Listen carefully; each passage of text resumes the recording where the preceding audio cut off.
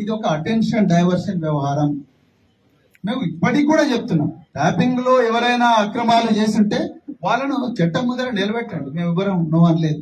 కానీ సంబంధం లేని రాజకీయ నాయకులను తీసుకొచ్చి ఆ సంబంధం వాళ్ళకు ఆపాదించి వాళ్ళను 7 గంటలు 9 గంటలు చిత్ర హింసలు పెడుతూ వాళ్ళకు అన్ని అష్టవక్ర ప్రశ్నలు వేస్తూ వాళ్ళందరినీ ఇబ్బంది పెట్టడం, ఆ క్రమంలో మీడియాకు లీకులు ఇవ్వడం, వ్యక్తిత్వాన్ని హననం చేయడం, పర్సనాలిటీ క్యారెక్టర్ అసాసినేట్ చేయడం, పర్సనాలిటీని దెబ్బతీయడం, లేని రంకులు కలపడం, సినిమా తారల ఫోన్లు ట్యాప్ చేసినామని చెప్పి చెప్పడం అక్రమంగా, మళ్ళీ అదే పోలీస్ అధికారులు మీడియాకు లీకులు ఇవ్వడం, మా దగ్గర అలాంటి ట్యాపింగ్లు జరగలేదు సినిమా తారలు అని చెప్పడం, కుటుంబాలను రోడ్ల మీదకి తీసుకురావడం, కుటుంబాల్లో చిచ్చు పెట్టడం, ఇవన్నీ కూడా ఈరోజు రేవంత్ రెడ్డి ప్రభుత్వం చేస్తున్నది.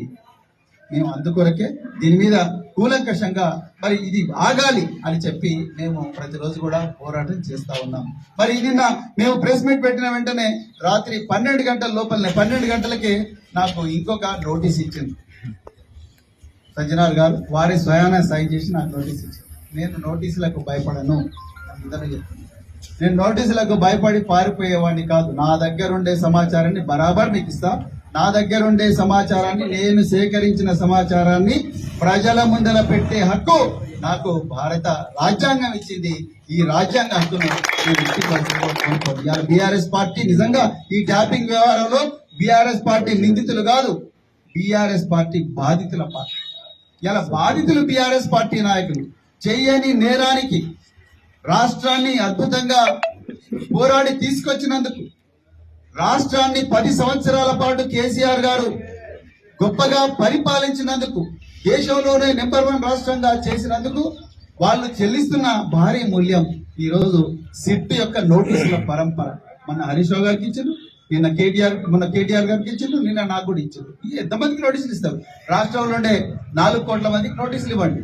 మీరు ఏం చేసినా మేము మాత్రం మా దగ్గర ఉండే సమాచారాన్ని తప్పకుండా పబ్లిక్ డొమైన్ లో పెడతాం.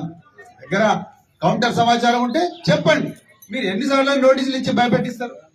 ఎంతమందిని భయపెట్టిస్తారు? మీ దగ్గర సమాచారం ఉంటే చెప్పండి. ఇది డెమోక్రసీ, ప్రజాస్వామ్యం, మాకు హక్కు ఉంది. ప్రతిపక్షంగా మా దగ్గర ఉండే సమాచారాన్ని ప్రజల ముందర పెట్టడం మా హక్కు. అది మీరు కరెక్ట్ కాదనుకుంటే మీరు కూడా హోంమంత్రి, ముఖ్యమంత్రి రేవంత్ రెడ్డి గారే కదా, ఆయన ఎక్కడున్నాడు? అసలు దావోస్ లో కూర్చున్నాడు, దావోస్ లో కూర్చొని ఎంజాయ్ చేస్తున్నాడు. ఆయన రావాలి కదా, వచ్చి చెప్పాలి కదా ఏం జరుగుతున్నదని. ఆయన డైరెక్షన్ ఇస్తున్నాడు, ఇక్కడ పోలీస్ అధికారులు పావులుగా మారి చేస్తా ఉన్నారు. దాన్ని మేము పూర్తిగా ఖండిస్తున్నాం. మాకు నోటీసులు ఇవ్వడానికి కూడా మేము ఖండిస్తున్నాం. ఈ నోటీసులు మా పోరాటాన్ని ఆపలేవు. మళ్ళీ మళ్ళీ చెప్తున్నాం, మేము తప్పకుండా తెలంగాణ ప్రజల సంపదని ధ్యేయంగా, తెలంగాణ ప్రజల హక్కులే లక్ష్యంగా, తెలంగాణ భావితరాల గొప్ప భవిష్యత్తు లక్ష్యంగానే మేమందరం కూడా పనిచేస్తాం. కేసీఆర్ గారు మాకు నేర్పించింది అదే. మేము ఎవరిని కూడా, సజ్జనార్ గారితో సహా ఎవరిని కూడా మేము వ్యక్తిగతంగా దూషించాం. కానీ మాకు తెలిసిన విషయాలు, రేవంత్ రెడ్డి గారిని కూడా మేము ఎవరిని కూడా వ్యక్తిగతంగా దూషించడం లేదు. ఆయన ఘోరమైన భాష మాట్లాడుతున్నాడు, లాగుల తొండలిడుస్తాను మాట్లాడుతున్నాడు, పేగులు మెడకేసుకుంటాను మాట్లాడుతున్నాడు, జాతులను నాశనం చేస్తానని మాట్లాడుతా ఉన్నాడు. అదేవిధంగా బుల్డోజర్ మీ మీదకి ఎక్కిస్తానని మాట్లాడుతా ఉన్నాడు, పండబెట్టి తొక్కుతానని మాట్లాడుతా ఉన్నాడు. మా పార్టీలో కేసీఆర్ గారు ఆ భాష మాట్లాడుతుందని చెప్పి, నిజానికి కేసీఆర్ గారు ఎన్నడూ కూడా బహిరంగంగా కానీ ప్రైవేట్ గా కానీ ఏ వ్యక్తి గురించి కూడా చెడ్డగా ఎన్నడూ కూడా మాట్లాడలేదు. కేవలం తెలంగాణ తెలంగాణ తెలంగాణ. మీరు ఎన్ని సిట్టులు వేసినా, మీరు ఎన్ని నోటీసులు ఇచ్చినా మా గుండెలలో ఉండేది తెలంగాణ మాత్రమే.